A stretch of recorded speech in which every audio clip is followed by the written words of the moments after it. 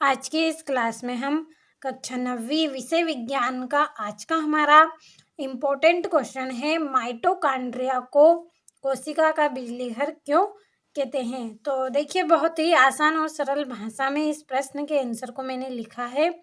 चलिए बिना किसी देरी के हम पढ़ते हैं। तो देखिए, माइटोकॉन्ड्रिया को कोशिका का बिजली घर कहा जाता है क्योंकि माइटोकॉन्ड्रिया की कृष्टि पर उपस्थित एंजाइम श्वसन क्रिया में भाग लेकर ऊर्जा उत्पन्न करते हैं और यह ऊर्जा एटीपी में संचित करती है, जिसके कारण माइटोकॉन्ड्रिया कोशिका के विद्युत ग्रह कहलाते हैं। और एटीपी कोशिका की विभिन्न क्रियाओं को संपन्न करने के लिए ऊर्जा कोशिका द्रव्य को प्रदान करते हैं तथा एटीपी में बदल जाते हैं, जो पुनः ऊर्जा संचित करके एटीपी का निर्माण करते हैं। इस प्रकार प्राप्त ऊर्जा सभी जैविक कार्यों में प्रयुक्त होती है। तो चलिए एक बार हम इसको समझ लेते हैं अच्छे से। तो देखिए क्या है, माइटोकॉन्ड्रिया को कोशिका का बिजली घर कहा जाता है। क्यों कहा जाता है? क्योंकि माइटोकॉन्ड्रिया की कृष्टि पर यानी कि उसकी सतह पर उपस्थित एंजाइम, देखिए जो माइटोकॉन्ड्रिया है इसकी कृष्टि पर उपस्थित होते हैं क्या? एंजाइम उपस्थित होते हैं और ये एंजाइम क्या करते हैं? श्वसन क्रिया में भाग लेकर ऊर्जा प्रदान करते हैं। जो माइटोकॉन्ड्रिया है इसकी कृष्टि पर क्या उपस्थित होते हैं? एंजाइम।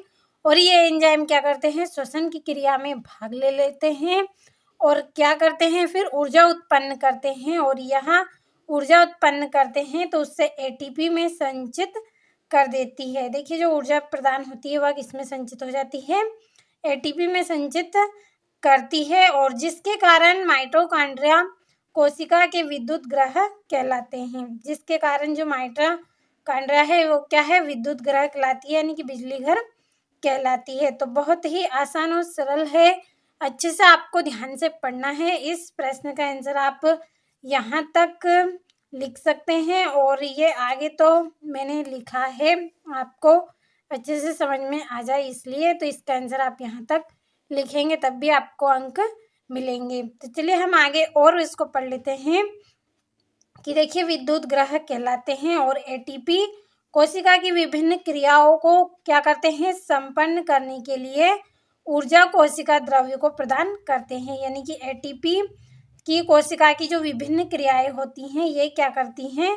संपन्न करने के लिए ऊर्जा प्रदान करते हैं कि इसको कोशिका द्रव्य को, तथा एटीपी में बदल जाते हैं, जो पुनः ऊर्जा संचित करके एटीपी का निर्माण करते हैं। और ये क्या करते हैं? एटीपी में बदल जाते हैं और जो पुनः ऊर्जा संचित करके एटीपी का निर्माण करते हैं। इस प्रकार प्राप्त ऊर्जा सभी जैविक कार्यों में प्रयुक्त होती है। तो आपको अच्छे से समझ में आया होगा माइटोकॉन्ड्रिया को कोशिका का बिजली घर क्यों कहा जाता है। क्यों कहा जाता है? क्योंकि माइटोकॉन्ड्रिया की कृष्टि पर क्या पाए जाते हैं? एंजाइम पाए जाते हैं, जो श्वसन की क्रिया में भाग लेते हैं और ऊर्जा उत्पन्न करते हैं, और यह ऊर्जा एटीपी में संचित करती है, जिसके कारण माइटोकॉन्ड्रिया को कोशिका का विद्युत ग्रह यानी कि बिजली घर कहते हैं। तो अच्छे से आप स्क्रीनशॉट लें और अच्छे से आप कंप्लीट करें।